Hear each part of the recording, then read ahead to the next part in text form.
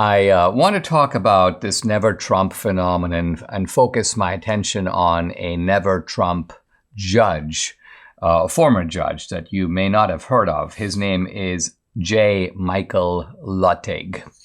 But this never Trump business is very interesting because, as we've seen now in many other cases, you have guys who start off and they're like, I can't stand Trump. Trump is terrible. And they go on a rampage against Trump. And after a while, you realize that they're attacking DeSantis. And after a while, you realize they're attacking the Republican Congress. And then they're attacking the Republican Party. And then, as we'll see in this case, they start attacking Republican nominees and Supreme Court justices. So why do they do this? I think an important reason is that once they break with Trump, and that could be because of personal animus, some falling out, in the case of George Conway, or Mr. Kellyanne Conway, as Trump calls him. He wanted a big job in the Trump administration. He didn't get it. There was sort of a feud, and then he becomes a kind of a never Trumper.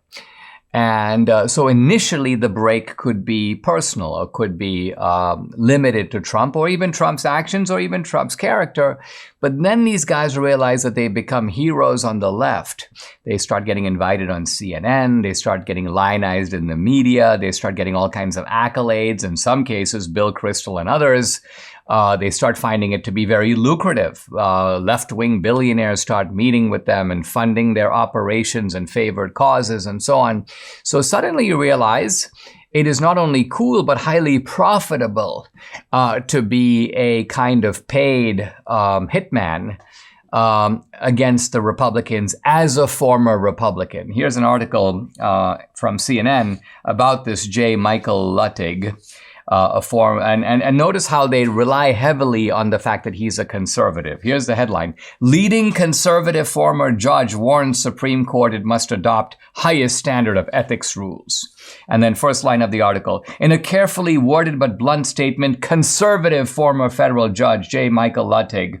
It goes on. The statement, this is a statement by Luttig to the Senate Judiciary Committee, quote, is especially notable because of his conservative credentials.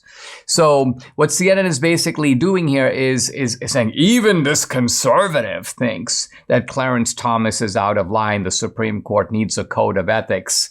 And so the value of J. Michael Luttig is not any of his judicial opinions, but rather the fact that he comes with the kind of conservative label, the conservative brand.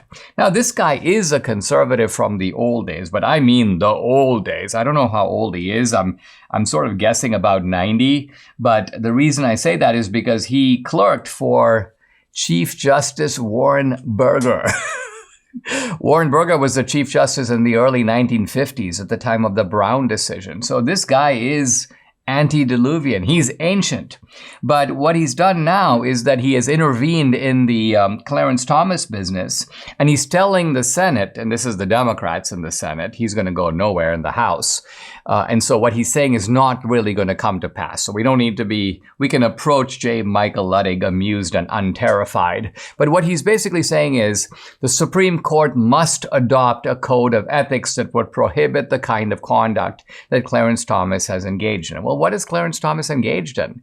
Apparently, he's gone on vacations and stayed in the vacation home of Harlan Crow. Apparently, Harlan Crow bought his old family house for like $100,000 and is turning it into a sort of mini museum. And the latest revelation, Harlan Crow paid for some college tuition, not for Clarence Thomas, not for Clarence Thomas's children, but for a grandnephew of Clarence Thomas.